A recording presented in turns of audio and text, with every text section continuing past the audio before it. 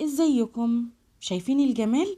النهاردة هعمل معاكم كيكة هشة جدا، اقتصادية سهلة سريعة. لو أول مرة تدخلي المطبخ أو أول مرة تعملي كيكة هتطلع معاكي ناجحة بنسبة 100% إن شاء الله.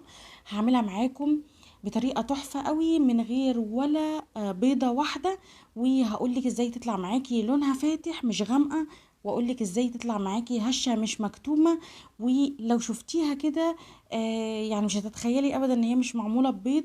لا، دي مش معمولة ببيض خالص، واحلى كمان من الكيكة التقليدية اللي احنا بنعملها ببيض. هقولك على كل تريكات واسرار نجاحها، بس لازم تتابعي معايا الفيديو للنهاية عشان تشوفي كام تريكة كده هقولك عليهم، هيفرقوا معاكي جدا في عمايل الكيكة او اي نوع كيكة تاني.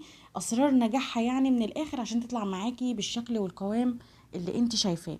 لو اول مرة تشوفيني اشتركي في القناة وفعلي الجرس عشان يوصلك كل جديد مني، وهدخل معاكم بقى في الطريقة على طول. مبدئيا كده كل المكونات اللي انا هقولك عليها هسيبها لك في اول تعليق مثبت بالتفصيل لو حابة تاخدي سكرين وتتابعي المقادير مظبوط. ده اول حاجة. تاني حاجة، المج اللي انت شايفاه ده هو اللي انا هستخدمه في جميع المكونات اللي عندي، اللي هحتاج اعايرها بالكوباية. يعني الكوباية اللي انت شايفاها دي هعاير بيها الدقيق وكل المكونات الجافة والسايلة. عندي 3 كوبايات من الدقيق، وده كان دقيق جميع انواع الاستخدامات. انا قلتلك ان دي كيكة اقتصادية، يعني ده دقيق اللي هو السايب العادي جدا. حطيت منه 3 كوبايات، ولازم انخل الدقيق كويس جدا عشان بس ده اللي بيخلي معايا الكيكه هشه، وكمان عشان اتاكد ان هو ما فيهوش اي حاجه كده غير مرغوب فيها. حطيت رشه صغيره من الملح، وهحط كيس كده من البيكنج باودر. اتاكدي من تاريخ الصلاحيه بتاعه، ولو عندك بيكنج باودر سايب هتحطي معلقه كبيره مش مليانه. نقلت بقى المكونات الجافة كده على جنب، جبت الخلاط بتاعي نفس المج اهو اللي انا حطيت بيه الدقيق. هحط كوباية من السكر، السكر يكون بتاعك فاتح ما يكونش غامق. هحط كوباية ونص من اللبن، واللبن الحليب العادي، وممكن تحطي لبن رايب، في الحالتين بتطلع الكيكة دي تحفة.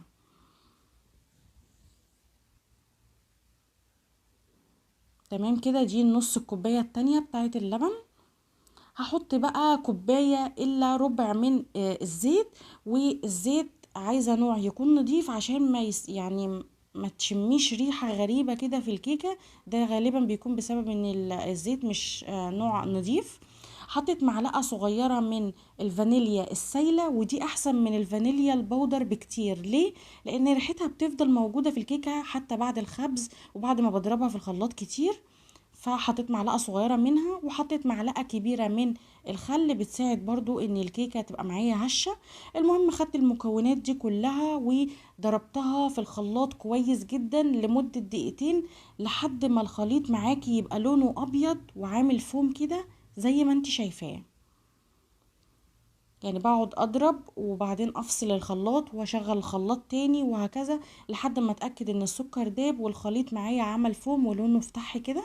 ركنت بقى الخليط ده على جنب، جبت الصينيه بتاعتي. الصينيه دي اصغر مقاس في الصواني اللي عندي. لو انت حابه ان الكيكه تكون عاليه، لو حابه كيكه حجمها اقل شويه ممكن تستخدمي الصينيه مقاس وسط.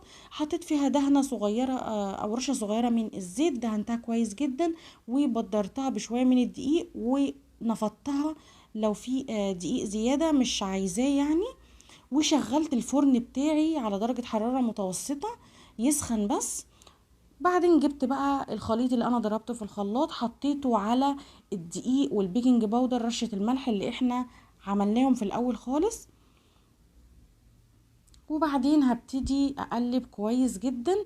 وهقولك على حاجة، انا كنت استخدمت دقيق اللي هو السايب العادي ده. لما بس يعني بستخدم دقيق تاني مثلا مغلف زي الضحى او الكوثر او غيره، بيطلع معايا المقدار مظبوط جدا. فانا كل نوع دقيق بيحتاج كمية مختلفة من السوائل. فعشان لو حصل معاكي الموقف اللي انا هوريهولك ده هقولك تعملي ايه. لما استخدمت الدقيق ده وجيت قلبت الكيكة، حسيت ان الكيكة مش القوام اللي انا بعمله على طول. تمام. في المرحلة دي حطيت معلقتين كبار من اللبن. فانا هقولك توصلي للقوام المظبوط سواء استخدمتي دقيق سايب او دقيق من النوع الفاخر. يعني هقولك تطلعي القوام عامل ازاي. قلبت كويس جدا، حسيت ان القوام تقيل معايا حاجه بسيطه. نزلت كده بربع فنجان من اللبن. انت انزلي معلقتين لبن تدريجيا، وبعدين قلبي. وهوريكي القوام دلوقتي اللي انا عاوزاه.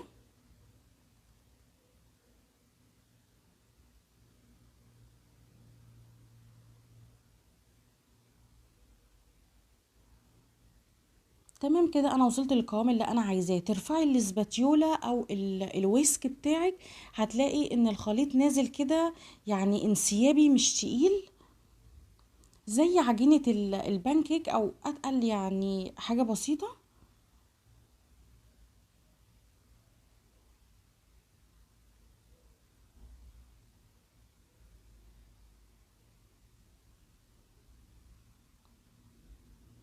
تمام كده.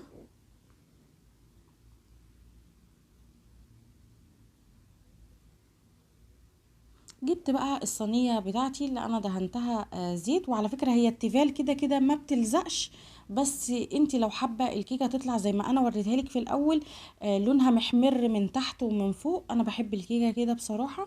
فممكن تدهني الصينية زي ما انا قلتلك. لو حبها لونها فاتح عادي، ما تدهنيش الصينية، كده كده مش بتلزق. المهم ان انا حطيت الخليط كله وسويته كده في الصينية. ولو في اي حاجة من على جناب الصينية بشيلها عشان ما تتحرقش في الفرن. وبمسك الصينية بخبطها على الرخامة كده كام خبطة، عشان لو فيها اي فقاقيع هواء من الداخل تطلع. بدخلها. طبعا انا كنت مشغله الفرن حوالي دقيقتين كده على درجه حراره متوسطه عشان بس يسخن. واول لما دخلت الكيكه وطيت درجه الحراره. لو عندك تايمر في البوتاجاز او في الفرن بتاعك، يبقى اظبطيها على درجه حراره 180. لو ما عندكيش، شغلي الفرن على درجه حراره هاديه. ودخلي الكيكة في الرف اللي في النص، طبعا الفرن يكون سخن. بدخلها حوالي 45 ل50 دقيقة على حسب الفرن، درجة حرارة الفرن بتاعك. وبعد ما بخرجها طبعا بختبرها بخلة في النص كده، اذا كانت استوت ولا لأ. وبسيبها تبرد. ضروري تسيبيها تبرد، ما تقطعيش الكيكة وهي سخنة. طبعا هنا انا قطعتها بعد حوالي ساعتين او 3 ساعات، سبتها على الرخامة لحد ما بردت خالص. وبعدين قطعتها. بصوا شكلها عامل ازاي. بدون مبالغة دي من احلى يعني الكيكات اللي انت ممكن تجربيها. يعني اقتصادية سهلة سريعة، ريحتها حلوة، هشة مش مكتومة. يعني لغاية اخر فتفوتة كده هتستمتعي بيها. انا عامة ما بعملهاش غير بالطريقة دي. وبرضو الكيكة بالبرتقال انا كنت عاملاها معاكم برضو من غير بيض خالص. هسيب لكم برضو اللينك بتاعها في اول تعليق مثبت تحت. وهسيب لكم كمان المقادير الكيكة دي بالتفصيل. ولو في اي حاجه مش واضحه اكتبولي في الكومنتات، هرد عليكم ان شاء الله. باذن الله الكيكه دي ناجحه جدا، هتعجبكم قوي. اشوفكم على خير ان شاء الله في فيديو جديد.